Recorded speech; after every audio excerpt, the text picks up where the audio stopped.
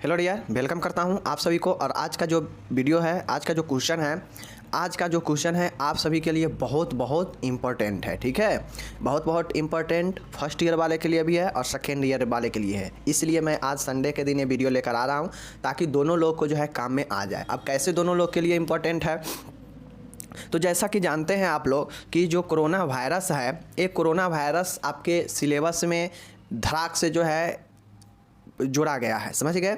क्योंकि आप लोग जानते हैं कि यह 2-3 साल काफ़ी परेशान किया लोगों को। तो ऐसे में हेल्थ के जो सेक्टर है, वो हेल्थ के सेक्टर जो है ये 2-3 साल बहुत चैलेंजिंग रहा।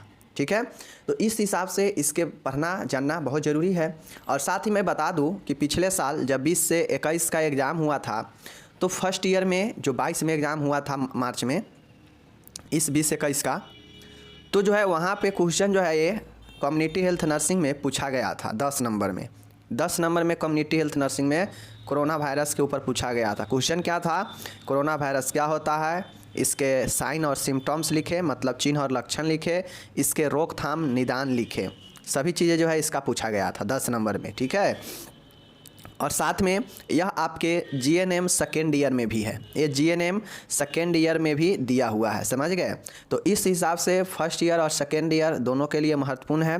हो सके पिछले बार फर्स्ट ईयर में पूछे, इस बार सेकेंड ईयर में पूछ दे, या हो सकता है रिपीटेड करता है क्वेश्चन, तो फर्स्ट ईयर में पूछा था तो एक बार और इसको 5 नंबर में या 10 नंबर में पूछ दे। तो जो है दोनों के लिए है, समझ गए। बहुत आसान है, एक एक लाइन बाय लाइन करके लिखा गया है, समझने की कोशिश कीजिएगा। बहुत आसान है, कोई जटिल नहीं है, देख लीजिए, सिर्फ सुनने से आपको याद हो जाएगा। सबसे पहले जानते हैं कि कोरोना वायरस होता क्या है। अब जो कोरोना वायरस है इसको नोवेल कोरोना वायरस कहा जाता था, समझ गए। नोवेल कोरोना वायरस, देखिए नोवेल कोरोना वायरस इसलिए कहा गया क्योंकि यह कोरोना वायरस का ही एक वेरिएंट था, एक प्रजाति था, समझ गए। जो कोरोना वायरस बहुत पहले से है, लेकिन लोगों के बीच में प्रचलित नहीं था। प्रचलित कब हुआ, जब ये लोगों के बीच में बहुत ज़्यादा महामारी के रूप में फैलने लगा। ठीक है, तो इस कोरोना वायरस के ही परिवार का एक वायरस है जिसको नोवेल कोरोना वायरस कहा जाता है, समझ गए। यह एक नया स्ट्रेन था जिसे पहली बार 2019 में वुहान चीन में पहचाना गया। देखिए कोविड जब आया तो जैसे जैसे लहर आगे गया तो आप लोग देखते होइएगा कि नया नया कोरोना का वेरिएंट आया। तो जो सबसे पहला जो वेरिएंट आया, यह कोरोना वायरस परिवार का जो देखा गया 2019 में देखा गया, वो वुहान शहर चीन में पहचाना गया, जिसका नाम था नोवेल कोरोना वायरस, समझ गए। चलिए अब देखिए किसे कहा जाता है, कोविड-19 जो है इसका नाम कोविड-19 क्यों पड़ा। तो देखिए C for corona, V for virus, D for disease. तो कोविड का मतलब हुआ कोरोना वायरस डिजीज, और 19 का मतलब होता है ईयर 2019, क्योंकि इस नोवेल कोरोना को 2019 में वुहान शहर चीन में पहचाना गया था, इसीलिए इसे कोविड-19 2019 रखा गया। तो कोविड-19 का मतलब समझ गए आप लोग। चलिए कोरोना वायरस कैसे फैलता है। अब नेक्स्ट क्वेश्चन आता है कि इसका कारण क्या होता है, इसका फैलने का कारण क्या होता है। चूँकि यह एक खुद वायरस है, ठीक है, तो वायरस तो फैलता है। अब जानते हैं वायरस जो है हर जगह से फैलता है, वायु के द्वारा, आसपास के एक दूसरे से, बहुत सारी चीज़ों से फैलता है, समझ गए ना। तो ये फैलता कैसे है, तो देख लीजिए। खांसी जुकाम के कणों द्वारा, यानी ड्रॉपलेट संक्रमण से फैलता है। जैसे कोई व्यक्ति है, उसको अगर कोविड हुआ है, वो जो है अगर खुला वातावरण में खांसता है, छींकता है, तो उसके खांसने छींकने में जो भी सूक्ष्म कण निकलेगा वो वातावरण में मिल जाएगा। और वातावरण में, चूँकि उसी वातावरण से जो एयर होता है वह स्वस्थ व्यक्ति भी श्वास के थ्रू लेता है, तो एक स्वस्थ व्यक्ति में उस वायु को प्रवेश करना जो एक इन्फेक्टेड व्यक्ति द्वारा छींकने खांसने से निकला है, उसको एक स्वस्थ व्यक्ति के द्वारा जब लिया जाता है तो उससे जो है फैलता है, समझ गए। संदूषित वस्तुओं को, अब कोविड जो होता था व्यक्ति कैसे फैलता था, तो जैसे जो कोविड जिसको हुआ है वो किसी सतह पर हाथ रख देता था, तो जो है उस पर अगर कोई स्वस्थ व्यक्ति भी रखता था तो उसको प्रवेश कर जाता था, फैल जाता था। इसीलिए सैनिटाइज किया जाता था हर एक सामान को, समझ गए। व्यक्तियों से व्यक्ति द्वारा, यह पर्सन टू पर्सन भी फैलता था, समझ गए। भीड़ भाड़ से, इसलिए जो है लोग कहता था कि जहाँ भी जाए दूरी बना के रखे और मास्क पहने, इसीलिए जो है भीड़ भाड़ से ये फैलता था, समझ गए। व्यक्ति टू व्यक्ति फैलता था ठीक है। उसके बाद है वायरस सतह पर कई घंटों तक रह सकता है, लेकिन डिसइंफेक्ट के इस्तेमाल से इसे नष्ट किया जा सकता है। अब जो वायरस होता था वो किसी भी सतह पर जो है ये घंटों भर जीवित रहता था, इसका असर रहता था। तो इसे जो है नष्ट करने का एक तरीका होता है कि विसंक्रमण तकनीक के इस्तेमाल करके इसे नष्ट किया जा सकता था, जिसमें विभिन्न प्रकार के जो है केमिकल चीज़ों को जो है छिड़काव किया जाता था कोविड के समय, समझ गए ना, सैनिटाइज किया जाता था। तो ये जो है आपका एक फैलने का तरीका होता है कि ड्रॉपलेट संक्रमण से, जैसे खांसी जुखाम से, संदूषित वस्तुओं कंटेमिनेंट ऑब्जेक्ट से व्यक्ति में, भीड़ भाड़ से, किसी सतहों पर घंटों किसी सतह से छूने से। तो ये जो है ये फैलने का इसका जरिया था, समझ गए। अब देखिए इसका लक्षण क्या होता था। अब मैं एक चीज़ और बता देता हूँ, कारण में आप लोग लिखिएगा कोविड-19 वायरस, समझ गए। कारण पूछेगा तो लिखिएगा कोविड वायरस, समझ गए, कोविड-19 वायरस, समझ गए ना, कोरोना वायरस सीधा लिखिएगा, कोरोना वायरस इसका लक्ष्य कारण लिखिएगा, ठीक है। फैलने का देख लिए। अब देखिए कोरोना का साइन एंड सिम्टम्स देख लीजिए। कोरोना वायरस से ग्रसित व्यक्ति में 14 दिन बाद तक लक्षण उत्पन्न हो सकते हैं। देखिए अगर ऐसा नहीं है कोविड जिसको होता था तो किसी को देखते होइएगा कि किसी में लक्षण दिखता ही नहीं था, लेकिन व्यक्ति को जो है सांस उस जो है रुक जाता था, सांस कमज़ोर हो जाता था, बिल्कुल स्वस्थ है लेकिन फिर भी उसमें जो है कोविड रहता था, जो कि उसमें लक्षण नहीं दिखाता था कि, ठीक है। बहुत ऐसे व्यक्ति थे जिसमें लक्षण दिखता था, ठीक है। तो ये जो है कोविड का लक्षण इसीलिए जो है बताया जा रहा था कि कोविड जो है अपना रूप बदल रहा है, मतलब किसी में लक्षण दिखता था, किसी में लक्षण नहीं दिखता था, समझ गए। और ये बताया जाता है कि कोविड से जो ग्रसित व्यक्ति थे तो उनमें 14 दिन के बाद जो है भी लक्षण उत्पन्न हो सकता था, समझ गए। तो ये सब जो है इसके लक्षण, इसका लक्षण कोई क्लियर नहीं था कि जो है 2 दिन 4 दिनों के बाद ये लक्षण दिखाने ही लगेगा और इसमें लक्षण होगा ही। इसमें लक्षण हो भी सकता था, नहीं भी हो सकता था, और 14 दिन को बाद भी ये प्रेजेंट कर सकता था, मतलब देरी से भी ये लक्षण दिखा सकता है, समझ गए।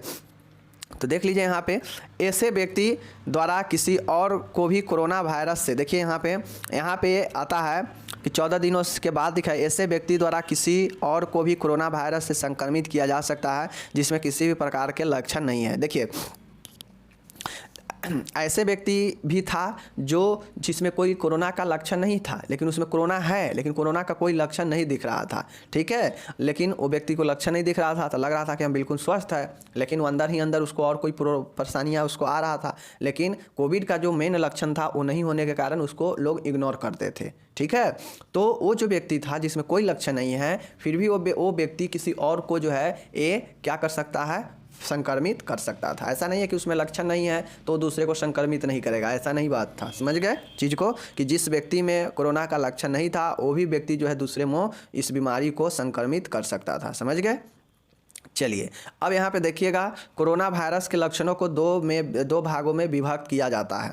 जो कोरोना होता है इसको 2 भागों में विभक्त किया जाता है, एक है अलक्षणात्मक और एक है लक्षणात्मक। चीज़ को समझ रहे हैं, एक है अलक्षणात्मक मतलब एसिम्प्टोमेटिक और एक है सिम्प्टोमेटिक, समझ गए। जो कोविड था वो 2 तरह के लक्षण दिखाते थे, एक था जहाँ पे लक्षण नहीं दिखता था, एक था जहाँ पे लक्षण दिखता था, समझ गए। तो अलक्षणात्मक एसिम्प्टोमेटिक में इसमें व्यक्ति को किसी भी प्रकार का लक्षण उत्पन्न नहीं होते हैं। जिसको अलक्षणात्मक है, जिसको कोरोना का लक्षण नहीं दिखता था लेकिन कोरोना रहता था, तो उससे जो है एसिम्प्टोमेटिक होता था, मतलब उसमें किसी भी प्रकार का लक्षण नहीं होता था, समझ गए। नेक्स्ट है कि जो लक्षणात्मक होता है तो इसमें जो है व्यक्ति में लक्षण पाए जाते हैं, निम्न लक्षण पाए जाते हैं, और जिसमें कोरोना का लक्षण होता था कौन कौन से लक्षण हैं देख लीजिए। तो जैसे व्यक्ति को खांसी होता था, जुखाम होता था, बुखार आ जाता था व्यक्ति में, सांस लेने में तकलीफ होता था, ठीक है। उसके बाद खुशबू व स्वादहीन, व्यक्ति को जो है स्वादहीन टेस्टलेस लगता था, और जो स्वाद था वो भी जो है व्यक्ति को नहीं, स्मेल का भी जो है नहीं हो पाता था, ठीक है ना।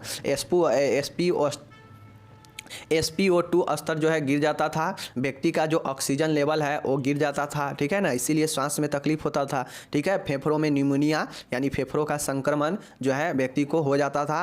व्यक्ति को जो है क्या करता था, कोविड वायरस जिसको खतरनाक पकड़ लेता था उसको फेफड़ा कहीं जो है क्या करता था, संक्रमित कर देता था, फेफड़ा पर न्यूमोनिया हो जाता था, समझ गए, मतलब फेफड़ा को ही ले मारता था। तो यही कारण था कि बहुत लोग का डेथ हो जाता था, समझ गए।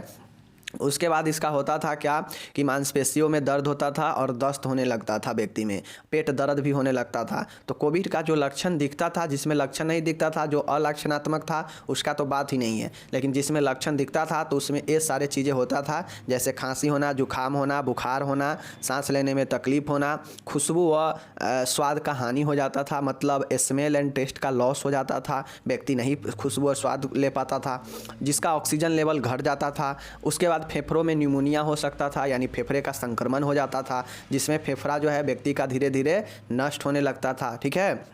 साथ में देह में मांस में दर्द होने लगता था और व्यक्ति के अंदर दस्त होने लगता था। तो ये जो है कोविड का लक्षण व्यक्ति में दिखाई देता था, जिसमें लक्षण उत्पन्न होते थे, समझ गए। लेकिन बहुत सारे ऐसे थे जिसमें लक्षण नहीं भी दिखाई देता था, लेकिन उनको कोविड रहता था, समझ गए। तो अलक्षणात्मक मतलब एसिम्प्टोमेटिक होता था, समझ गए। तो लक्षण समझ गए, 2 प्रकार के होता था, ये चीज़ हो गया। अब कोरोना वायरस का निदान देखिए, डायग्नोसिस ऑफ कोरोना वायरस। अब इसका निदान क्या हो सकता है कोविड का, चलिए हम लोग देखते हैं। देख लीजिए यहाँ पे निदान में, डायग्नोसिस में क्या होता था, मतलब टेस्ट कहा जाए तो कोविड का टेस्ट क्या होता था, तो ऑक्सीमीटर द्वारा SpO2 स्तर जांच, समान स्तर इसका 95 से 100 होता है, ठीक है। जो ऑक्सीमीटर होता है, समझ गए ना, तो ऑक्सीमीटर उस समय बहुत ज़्यादा बिक्री हुआ, बहुत ज़्यादा यूज लोग करता था, क्योंकि ऑक्सीमीटर लोग खरीद के घर में भी रखने लगा था, ठीक है, अपना ऑक्सीजन लेवल चेक करने के लिए। तो इसका निदान में ऑक्सीजन लेवल चेक किया जाता था कि व्यक्ति के अंदर ऑक्सीजन लेवल कितना है। तो ये जो होता है इसका समान स्तर 95 से लेकर 100 तक होता है, समझ गए। जो SpO2 जो ऑक्सीजन का लेवल होना चाहिए शरीर में 95 से 100 होना चाहिए, ये होता है आपका, समझ गए, नॉर्मल। उसके बाद देखिएगा 6 minute walking test, 6 minute walk test, यहाँ पे जो है 6 मिनट वॉक टेस्ट होता था और इससे पता चलता था जब व्यक्ति ज़्यादा देर चल लेता था तो उसको जो है सांस की तकलीफ उस समय उत्पन्न हो जाता था। तो ये 6 मिनट वॉक टेस्ट करवाया जाता था। RAT टेस्ट किया जाता था, जिसको हम लोग रैपिड एंटीजन टेस्ट बोलते हैं। RT-PCR टेस्ट भी किया जाता था, समझ गए।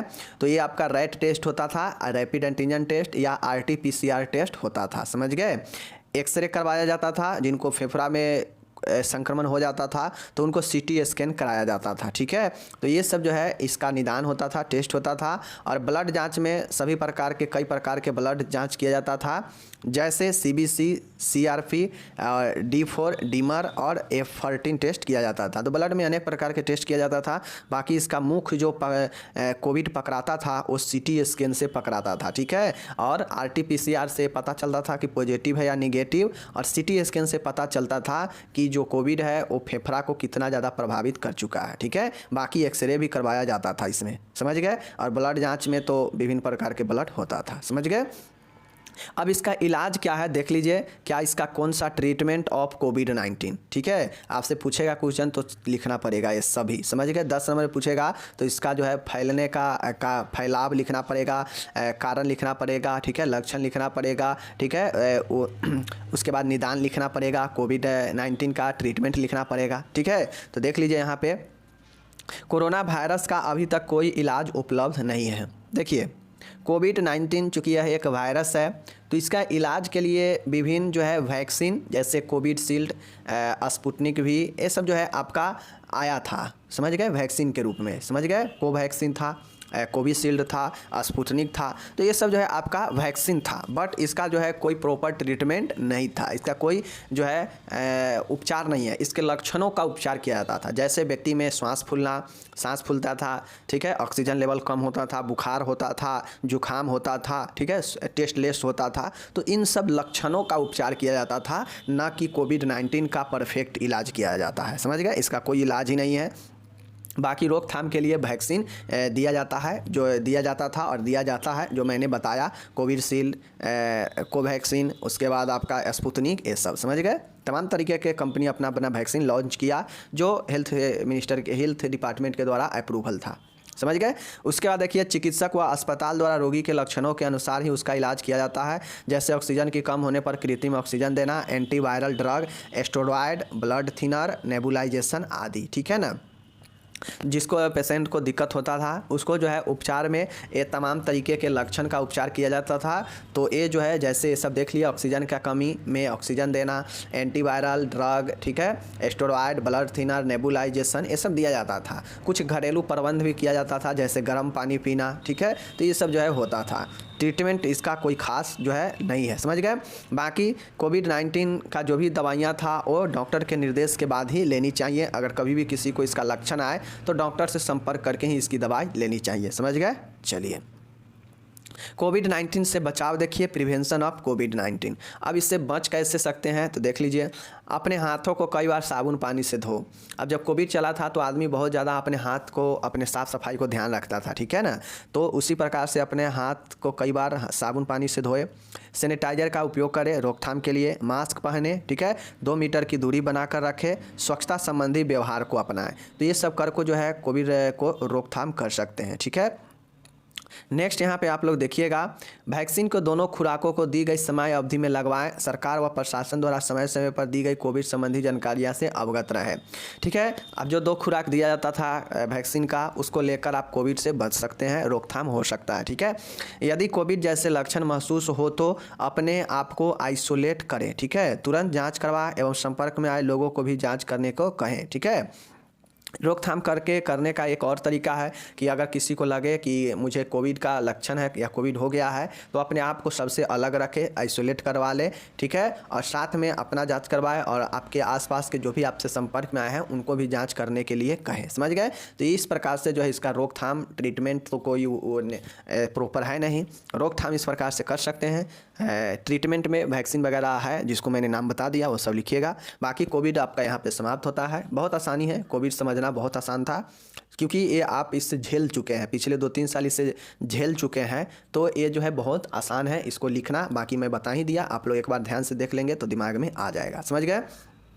बाकी मैं यहाँ पे एक चीज़ बताना चाहता हूँ, ठीक है, समझिएगा ध्यान से, कि जो पिछले बार क्वेश्चन फर्स्ट ईयर में पूछा था वो बिल्कुल सबके लिए नया था। कोई एक्सेप्ट नहीं कर रहा था, कोई ये उम्मीद नहीं कर रहा था कि हमारे सामने कोविड से रिलेटेड क्वेश्चन पूछ देगा, क्योंकि कोविड सिलेबस में बहुत नया नया था तो उस हिसाब से सीधा क्वेश्चन पूछ दिया। बट बहुत लोग जो दिमाग से लिखने वाले थे, दिमाग लगा के, वो तो जो है उस क्वेश्चन को जो कारण, लक्षण, रोकथाम जो पूछा था सब वो लिख दिए थे। तो ये चीज़ें यहाँ पे होता है आपका समाप्त। बाकी आप लोग भी उसी प्रकार से अगर कोई नया क्वेश्चन आपके सामने आ जाए तो दिमाग का इस्तेमाल करके लिखना चाहिए, ना कि क्वेश्चन को छोड़कर चले आए। अगर 5 नंबर का है तो 2 नंबर 3 नंबर भी तो मिल जाएगा ना, तो छोड़ने से तो बढ़िया हुआ। तो ये चीज़ें ध्यान में रखिएगा। बाकी मिलते हैं अगले वीडियो में। धन्यवाद, टेक केयर, बाय बाय।